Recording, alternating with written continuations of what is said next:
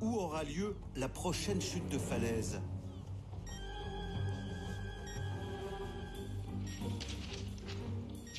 Un homme tente de le prédire.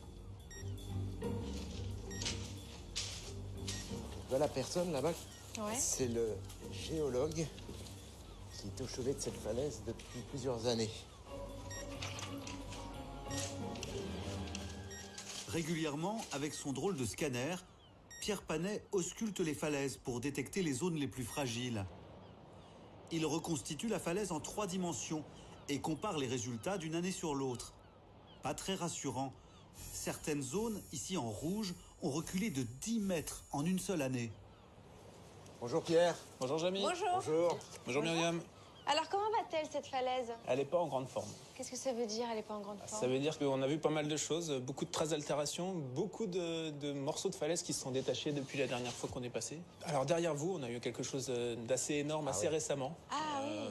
Même très récemment, puisque c'est quelque chose qui a probablement de l'ordre de 15 jours, voire un peu moins. C'est-à-dire que la roche très blanche que l'on voit là, à quelques centaines de mètres de nous, c'est un pan de la falaise qui s'est Voilà, éboulé. c'est un pan de la falaise qui s'est éboulé, et si on le voit encore, c'est que la mer qui va très vite normalement pour manger ce qui s'éboule, ça veut dire que ça s'est déroulé très très récemment. Vous l'aviez prédit, ça, Pierre? On l'avait prédit à plusieurs endroits, ça faisait partie des falaises qui n'étaient plus en situation de sécurité, oui. Bon, après, on est incapable de dire quand ça va se passer exactement. Les prévisions de Pierre permettent tout de même d'éviter qu'il y ait des victimes.